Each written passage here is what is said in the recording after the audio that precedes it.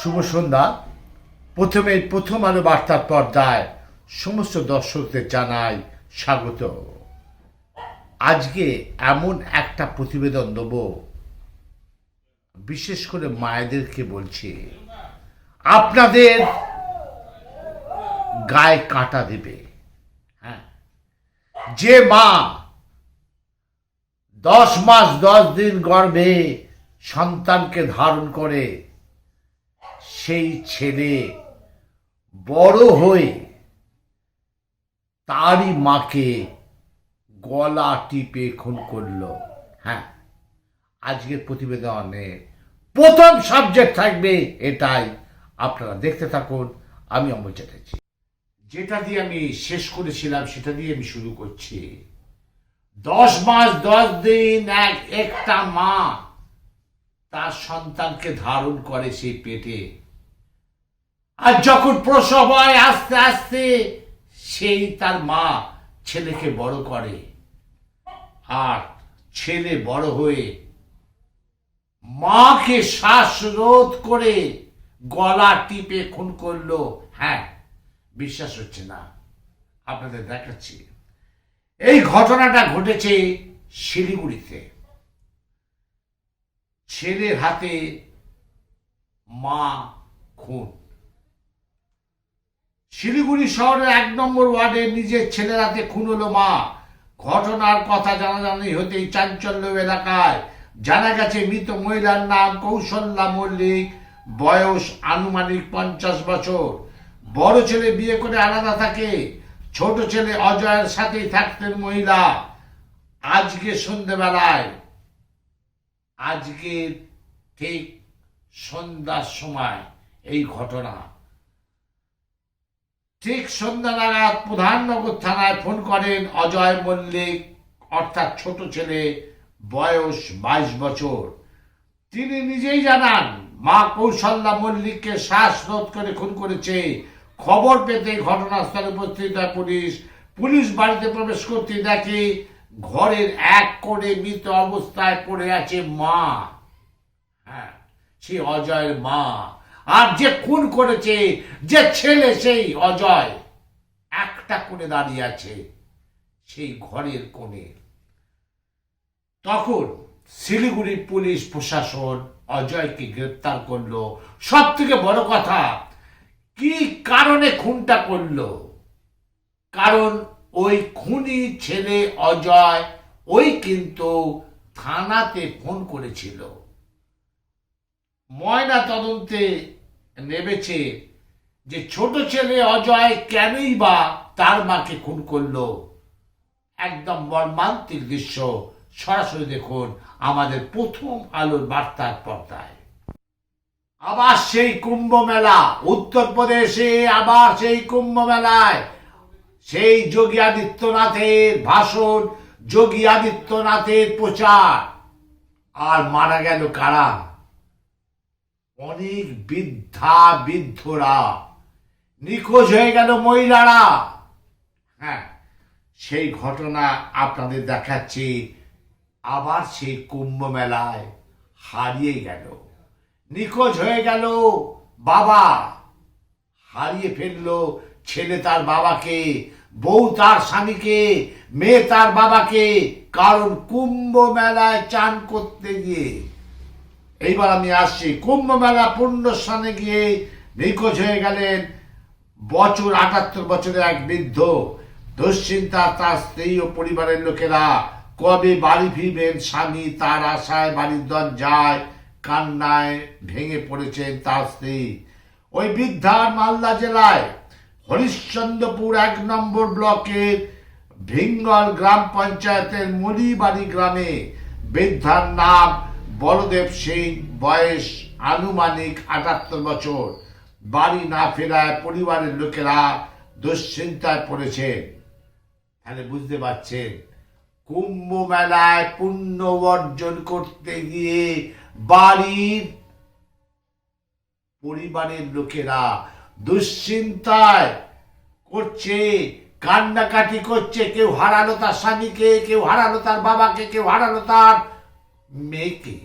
হ্যাঁ, এই হচ্ছে কুম্ভ মেলার পুণ্য অর্জনের সেই জায়গায়, যেটা উত্তরপ্রদেশের মুখ্যমন্ত্রী আদি যোগীন্দ্রনাথ সেই কোন রকম ভাবে প্রশাসনিক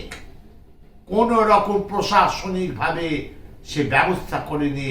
সে আদি যোগীন্দ্রনাথ মুখ্যমন্ত্রী, উত্তরপ্রদেশের মুখ্যমন্ত্রী, সরাসরি দেখুন সেই কৃষক বাড়ির পরিবারের কান্নার দৃশ্য সরাসরি আমাদের প্রথম আলো বার্তার পর্দায়। আইটিবিপি জওয়ান কে শ্রদ্ধা জানাতে রবিবার রাতে মহীশ্বরের শোক সভায় আয়োজন করল এলাকাবাসী। উল্লেখযোগ্য, ছত্তিশগড়ের রায়পুরে অজানা রোগে মৃত্যু হয় আইটিবিপির সেই জওয়ানের। কি ব্যাপারে সেখানে তার এই রোগটা এলো, শুধু তাই নয়, সেই রোগের কারণ এখনো পর্যন্ত জানা যায়নি, কিন্তু সেই জওয়ান আজ সেই পরিবারের মধ্যে নেই, হারিয়ে ফেলেছে তার সেই পরিবারের ভাষা। গত বছর জানুয়ারি মাসে 15 আগস্ট রাতে এক অজানা রোগে আক্রান্ত হয় ওই জওয়ান। তারপরে তাকে রায়পুর হসপিটালে ভর্তি করা হয়। ঠিক তারপরে 2রা সেপ্টেম্বর রাতে তার মৃত্যু হয়েছে ছত্তিশগড়ে। ওই আইটিবিপি জওয়ানের নাম রনিত পাত্র, বয়স আনুমানিক 30 বছর। গত রবিবার রাতে অর্থাৎ 3রা ফেব্রুয়ারি রাতে মহীশ্বরের কুল বয়েজ ক্লাবের সদস্যরা মিলে আইটিবিপি জওয়ানকে শ্রদ্ধা জানাতে মোমবাতি জ্বালিয়ে তাকে স্মরণ করলো। সরাসরি দেখুন সেই চিত্র আমাদের পর্দায়। আবাসিকের বৃদ্ধ বৃদ্ধাদের নিয়ে বাগদান অনুষ্ঠান, সমাজকর্মী দম্পতি বিশেষ দিনে বিশেষ কাজ করলেন সিউড়ি সমাজকর্মী নতুন দম্পতি, যাদের নিজস্ব বাড়ি নেই, সাথে নেই পরিবারের সদস্যরা। সেই সব মানুষদেরকে নিয়ে সামাজিক উৎসবে আনন্দে যেন আস্তে আস্তে হারিয়ে যায়, এই আনন্দ ফিরে দিতে অভিনব উদ্যোগ নিলেন সিউড়ির বাসিন্দা তথা সমাজকর্মী দম্পতি। সিউড়ি শহরের বাসিন্দা প্রিয়নীল পাল পেশায় একজন মনোবিদ এবং সুস্মিতা দত্ত পেশায় নার্সিং কর্মী। তারা তাদের বিবাহের পূর্বে আংটি বদলে অনুষ্ঠানে 5ই ফেব্রুয়ারি বুধবার আয়োজন করলেন সিউড়ি শহরের বৃদ্ধা এবং অসহায় আবাসিকের হিসেবে পরিচিত সুনীতি চট্টরাজ অনিকেত আবাসিকে। সম্পূর্ণ আংটি বদলে অনুষ্ঠানে একদম বাড়ির মতন করেই আবাসিকদের আয়োজন করেন ওই হবু দম্পতি। সুন্দর দৃশ্য, সেই বিবাহের পূর্বে আংটি তারা সেই দিচ্ছে, আর আনলো নেমন্তন্ন করলো কাদের? সে বৃদ্ধ বৃদ্ধাদের, অসহায়। সুন্দর দৃশ্য দেখুন আমাদের প্রথম আলোর বার্তার পর্দায়। শান্তির বাজার ডিগ্রি কলেজে মাঠে অনুষ্ঠিত হয় প্রাকৃতিক দুর্যোগ মোকাবিলার উপর বিশেষ মহড়া। হঠাৎ করে প্রাকৃতিক দুর্যোগ হলে কি কি করণীয় প্রয়োজন তা প্রশিক্ষণের জন্য সেই যাবতীয় শান্তির বাজার ডিগ্রি কলেজে অনুষ্ঠিত হয় এক বিশেষ মহড়া। আজকের এই মহড়া মহকুমা বিভিন্ন লাইন ডিফেন্ডারের আধিকারিক ও কর্মরত কর্মীরা অংশগ্রহণ করে, নিজেদের ভূমিকা পালন করে। কলেজে উপস্থিত ছাত্রছাত্রীদের নিয়ে অনুষ্ঠিত হয় এই মহড়া। কলেজ চলাকালীন সময় হঠাৎ করে ভূমিকম্প আসে। ভূমিকম্প আসার পর কলেজের ছাত্রছাত্রীরা কলেজের রুম থেকে বের হয়ে মাঠে সেই জোনে আসে। ভূমিকম্পের পরবর্তী সময় দেখা যায় কলেজে কিছু ছাত্রী রুমের ভেতর আহত অবস্থায় পড়ে থাকে। আহতদের উদ্ধার কার্যে প্রথমে ছুটে যায় সিভিক ভলেন্টিয়ার টিম, পরবর্তী সময় ছুটে যায় দমকল বাহিনীর কর্মীরা। এইবার দেখুন সেই দৃশ্য, কিভাবে প্রাকৃতিক মোকাবিলার জন্য কিভাবে ছাত্রছাত্রীদের ট্রেনিং দিচ্ছে সে ডিফেন্স কর্মীরা, সরাসরি আমাদের প্রথম আলো বার্তার পর্দায়। এই মুহূর্তে আমি যখন প্রতিবেদন দিচ্ছি, এই মুহূর্তে একদম ব্রেকিং নিউজ, বারুইপুরের চক্রবর্তী পাড়ায় ভয়াবহ অগ্নিকাণ্ড, আগুনে পড়ল স্করপিও গাড়ি।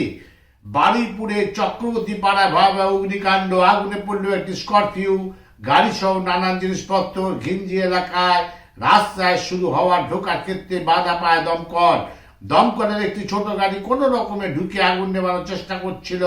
এলাকার বাসিন্দাদের অভিযোগ, বারুইপুর চক্রবর্তী পাড়ায় জলাভূমি ভরাট করে বেআইনিভাবে একটি অস্থায়ী ঘর বানানো হয়, যে ঘরের মধ্যে প্লাইউড সহ গাড়ি, ওই স্করপিও গাড়িটাও ছিল।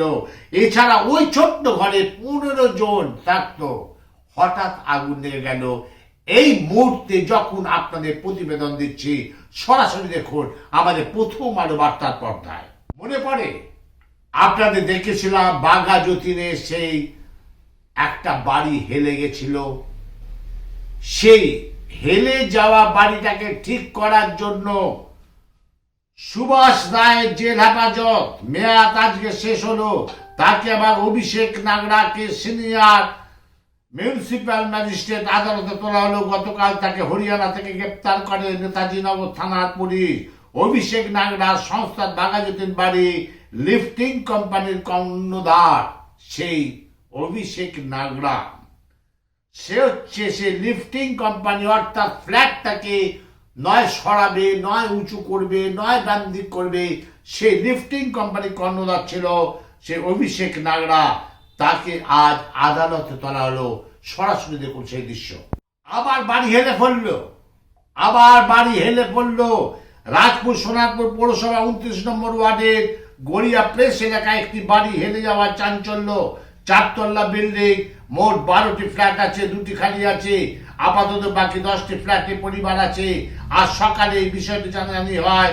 খবর পায় নরেন্দ্রপুর থানার পুলিশ ও রাজপুর সোনারপুর। সরাসরি দেখুন আমাদের প্রথম আলো বার্তার পর্দায় তারা কি বলতে চাইছে, একদম সরাসরি শুনুন। সীমান্তের রণক্ষেত্র পাচার রুখতে এলো পাতারি গুলি। রণক্ষেত্র মল্লিকপুর যখন বিএসএফ সহ বাংলাদেশি বালুরঘাট পাচার নিয়ে ভারত বাংলাদেশ সীমান্তে উত্তেজনা। বিএসএফ পাচারকারীর মধ্যে সংঘর্ষ ঘটনা ঘিরে রণক্ষেত্র পরিবেশ দক্ষিণ দিনাজপুরের মল্লিকপুর সীমান্তে এলো পাতারি গুলি ছড়ে বিএসএফ জওয়ানরা। ঘটনায় গুলিবিদ্ধ এক বাংলাদেশি পাচারকারীদের ধারালো অস্ত্রের আঘাতে গুরুতর জখম হয়েছে কর্তব্যরত বিএসএফ জওয়ানও। বুধবার ভোর রাতে ঘটনাটি ঘটেছে, অর্থাৎ আজকে ভোরবেলায় দক্ষিণ দিনাজপুর জেলা গঙ্গারামপুর ব্লকের মল্লিকপুর সীমান্তে। সরাসরি দেখুন সেই দৃশ্য, জওয়ানদের দৃশ্য আমাদের প্রথম আলো বার্তার পর্দায়। তাহলে দেখলেন আজকের প্রতিবেদনের কিন্তু একটা অন্য মোড় আছে। সেই মোড়টা হলো আজকের প্রতিবেদনের প্রথম হেডলাইন থাকবে যে ছেলের হাতে মা নৃশংসভাবে খুন, এলাকায় চাঞ্চল্য। আপনারা দেখতে থাকুন, সঙ্গে থাকুন। আমি অমল চ্যাটার্জি।